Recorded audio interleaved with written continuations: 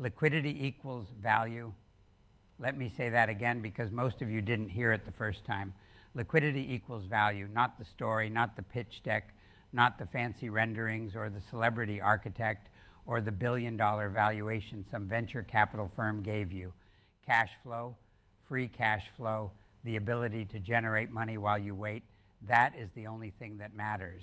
And if you don't understand that, you're not an investor, you're a speculator, and the market is going to eat you alive. I'm going to tell you the secret that made me billions in real estate, and it's not a secret at all. It's so obvious that everyone ignores it. Supply and demand, that's it. That's the whole game. Everything else is noise. Every single investment I've ever made that worked, every fortune I've ever built came down to understanding supply and demand better than the other guy. And every mistake I've made, every dollar I've lost came from forgetting that fundamental truth and getting seduced by some narrative that told me this time was different. Here's what nobody wants to hear. This time is never different, ever. I've been doing this for 50 years. I've seen every cycle. I've seen every bubble. I've seen every crash, and every single time people convince themselves that the old rules don't apply anymore. We've got new technology. We've got new business models. We've got new paradigms. And every single time, supply and demand reassert themselves, and all those people who thought they were geniuses get wiped out. This happened in the dot-com bubble. This happened in the housing bubble. This is happening right now in parts of the market that people think are immune to gravity. Supply and demand are the only laws that matter in economics.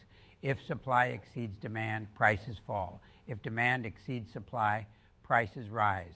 Everything else is commentary. And yet most investors spend exactly 0 time actually analyzing supply and demand. They're too busy listening to stories. They're too busy reading headlines. They're too busy following the herd. And then they act shocked when the market turns and they lose everything. Let me give you the framework I've used for 50 years. When I look at any investment, any market, any asset class, I ask 2 questions. What's the supply? What's the demand? And I don't mean the supply and demand today. I mean the supply and demand 2 years from now, 5 years from now, 10 years from now, because that's what determines value. Current prices reflect current conditions. Future prices reflect future supply and demand. If you can see where supply and demand are going before everyone else, you make money. If you can't, you're just along for the ride. Let me tell you how I applied this in my own career, because this is not theory. This is how I actually made billions. In the early 70s, I was looking at apartment buildings in Chicago. Everyone thought real estate was dead. Inflation was running wild. Interest rates were going up. Nobody wanted to touch real estate. But I looked at the numbers. I looked at the supply side.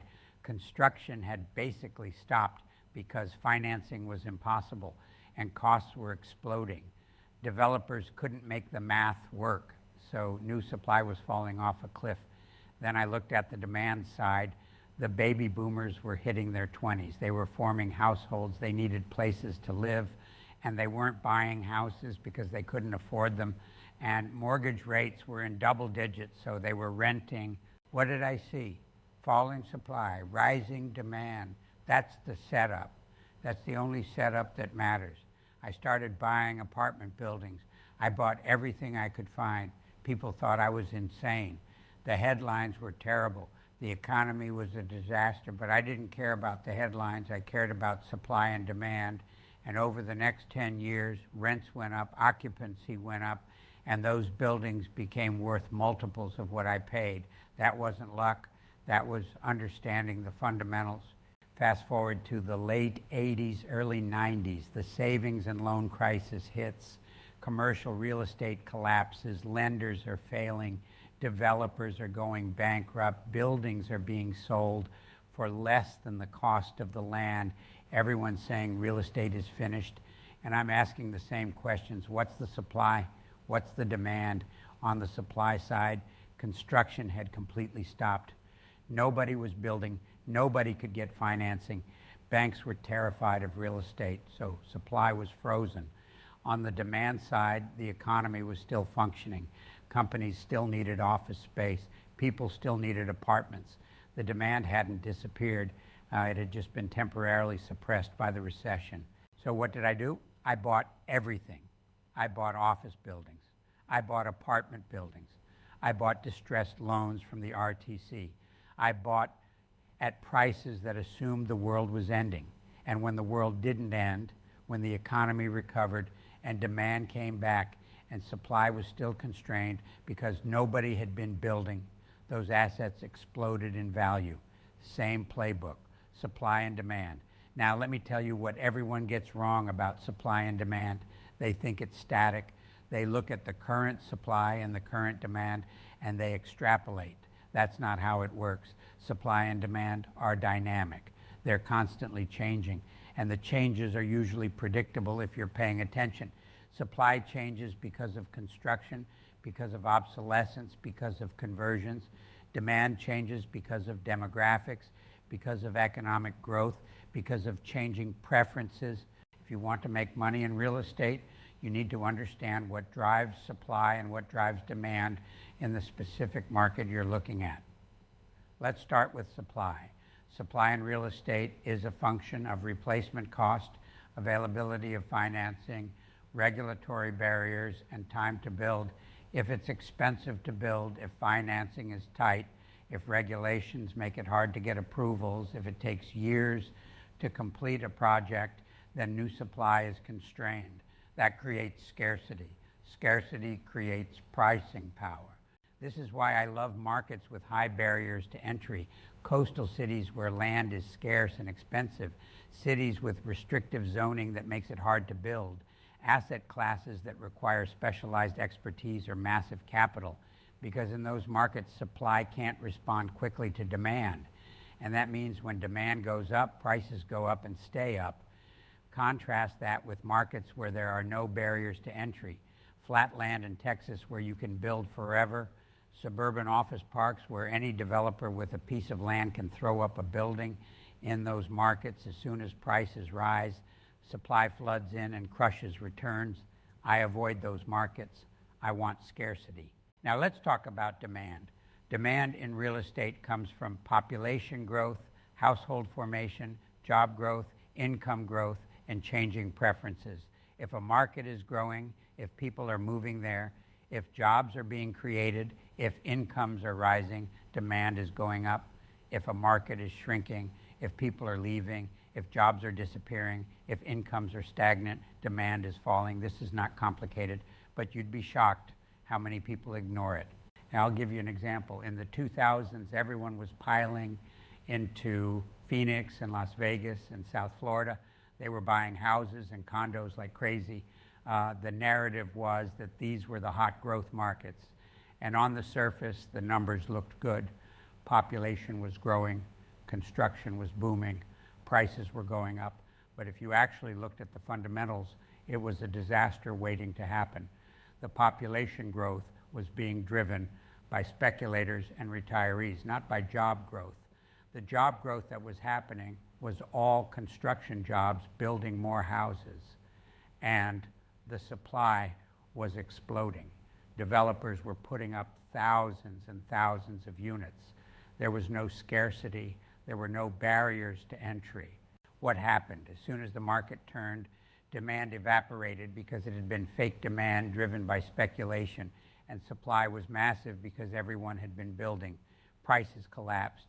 I didn't touch those markets. I was buying in places like New York and San Francisco and Boston, where supply was constrained, where job growth was real, where demand was based on actual economic fundamentals. And those markets held up way better in the crash and recovered way faster. Here's another thing people don't understand about supply and demand. Timing matters a lot. You can be right about the direction of supply and demand and still lose money if your timing is off. This is why I'm obsessed with replacement cost. Replacement cost is your downside protection. If I can buy an asset below what it would cost to build it today, I know I'm protected. Because even if I'm early, even if demand takes longer to show up than I thought, I'm buying at a price where the math works. I'm not dependent on appreciation. I'm not dependent on cap rate compression. I can hold the asset, collect the cash flow, and wait. This is the discipline most investors lack. They see a trend. They see demand growing, and they rush in and pay full price or above replacement cost because they're afraid of missing out. Then demand doesn't grow as fast as they thought, or supply comes in faster than they expected and they're underwater. If you pay below replacement cost, you've got margin of safety. If you pay above replacement cost, you're speculating. Let me also talk about obsolescence, because this is a huge part of supply and demand that nobody thinks about. Real estate becomes obsolete. Office buildings from the 70s with low ceilings and no windows don't compete with modern buildings. Malls without anchor tenants don't compete with lifestyle centers. Hotels without modern amenities don't compete with new brands. When assets become obsolete, they effectively leave the supply. They get torn down or converted or just sit vacant, and that can tighten supply even without new construction being constrained. This is why I always ask, is this asset best in class? Is this something that tenants or buyers are going to want in 10 years? Because if it's not, I don't care how cheap it is. It's going to become obsolete and it's going to be worthless. On the flip side, if I can buy a truly best-in-class asset at a reasonable price, I know that even as the market evolves, my asset is going to stay competitive. It's not going to become part of the obsolete supply. Now, let me tell you about the biggest mistake I see investors make with supply and demand. They confuse price with value. They see prices going up and they assume that means demand is strong, or they see prices going down and they assume demand is weak. That's backwards. Price is a function of supply and demand, but it's also a function of capital markets, sentiment, leverage, all kinds of things that have nothing to do with the underlying fundamentals. In 2006, 2007, real estate prices were going through the roof. Everyone said demand was insane.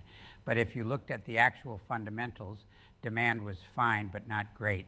What was insane was the supply of credit. Banks were lending to anyone with a pulse. People were buying with no money down. That wasn't demand. That was leverage. And when the leverage disappeared, prices collapsed.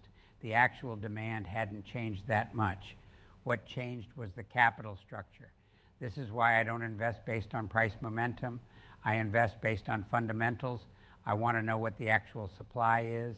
I want to know what the actual demand is. I want to know if I'm buying at replacement cost or below. I want to know if the asset generates cash flow. If those things check out, I buy. If they don't, I don't care. If prices are going up, I'm not playing. Let me give you another example of how I used supply and demand to make a fortune. Mobile home parks. In the 90s and 2000s, I bought hundreds of mobile home parks. Everyone thought they were trailer trash. Nobody wanted to own them. They were considered the bottom of the real estate food chain. But I looked at the fundamentals. On the supply side, it's almost impossible to build new mobile home parks. Nobody wants them in their backyard. Zoning doesn't allow it, so supply is completely constrained. On the demand side, you've got millions of Americans who need affordable housing, and they can't afford traditional homes or even apartments. Mobile homes are the answer. What did I see? Constrained supply, steady demand, and nobody paying attention. I bought parks at cheap prices. I raised rents to market rates, which were still way below apartment rents. I improved the parks, and I made a fortune because I understood supply and demand, and nobody else was looking at that space. The narrative was that mobile home parks were low class. The reality was that they were a scarce asset with steady demand and great economics. Here's the thing about supply and demand that I want to hammer home. It's not sexy, it's not exciting, it's not going to get you on the cover of a magazine, but it works. It's worked for 100 years. It's going to work for the next 100 years because it's based on fundamental economic laws, not on narratives or hype or hope. And the beautiful thing about focusing on supply and demand is that it forces you to be contrarian. When everyone's piling into a market, that's usually a sign that supply is about to explode and returns are going to compress. When everyone's running away from a market, that's usually a sign that supply is constrained and returns are going to expand. The herd is almost always wrong about supply and demand because they're reacting to prices, not fundamentals. I want to talk about demographics for a minute because this is one of the most powerful demand drivers and most people ignore it. Demographics are destiny in real estate. If you know where people are moving, what age groups are growing, what income levels are rising, you can predict demand years in advance. The baby boomers drove apartment demand in the 70s and 80s. They drove suburban home demand in the 90s and 2000s. Now they're driving senior housing demand. The millennials are driving urban apartment demand and now starter home demand. This is not random. This is predictable. If you can identify demographic trends early and position your investments to capture that demand before everyone else figures it out, you're going to make a lot of money. And the key is to do it in markets where supply can't easily respond. Because if supply can respond quickly, all you're doing is creating opportunity for developers, not for investors. Let me also talk about what I'm seeing right now in terms of supply and demand across different real estate sectors, because this is critical. Office is oversupplied in most markets and demand is weak because of remote work. That's a terrible setup. I'm avoiding most office. Retail is mixed. Some categories like grocery-anchored centers have strong demand and constrained supply. Others like malls are dying. You have to be very selective. Industrial is undersupplied relative to demand because of e-commerce and supply chain reshoring. That's a great setup. Multifamily is seeing huge supply coming online in Sunbelt markets, but demand is still strong because of household formation and unaffordability of home ownership. That's a watch carefully situation. Single-family homes are interesting. Demand is being driven by millennials who delayed home ownership and now want space. Supply is constrained because builders underbuilt for a decade after the financial crisis. But affordability is a huge issue because prices went up so much and mortgage rates are higher.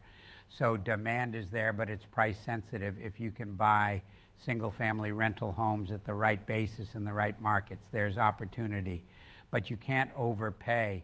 Now I'm going to tell you where I see the next major market distortion forming, and it comes down to supply and demand in a sector nobody's talking about. Affordable housing, not subsidized housing, not low-income housing, workforce housing, housing for people making $40,000, $50,000, $60,000 a year, teachers, nurses, cops, service workers. In most major metros, there is almost zero supply being built for this demographic because the math doesn't work for developers. Land costs are high. Construction costs are high. Rents that workforce tenants can afford don't support the development cost, so supply is non-existent. But demand is massive and growing. You've got tens of millions of households that are being priced out of traditional housing. They can't afford to buy. They can't afford luxury apartments. They need something in the middle, and it doesn't exist. This is going to create a crisis, but it's also going to create opportunity for investors who can figure out how to deliver housing at price points that work for this demographic.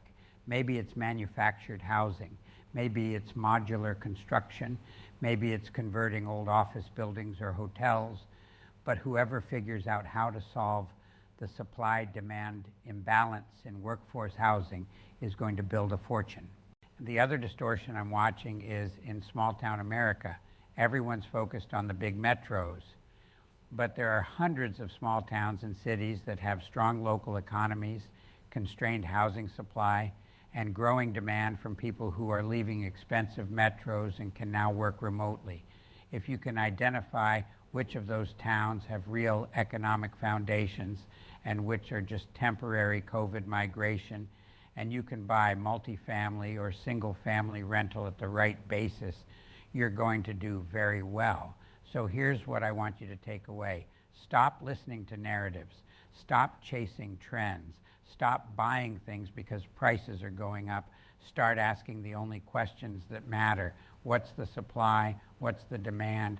Where is supply going? Where is demand going? Am I buying at or below replacement cost? Does this asset generate cash flow? If you can't answer those questions, don't invest. It's that simple. Supply and demand are the secret, but it's a secret everyone knows and almost nobody follows because it requires work. It requires thinking.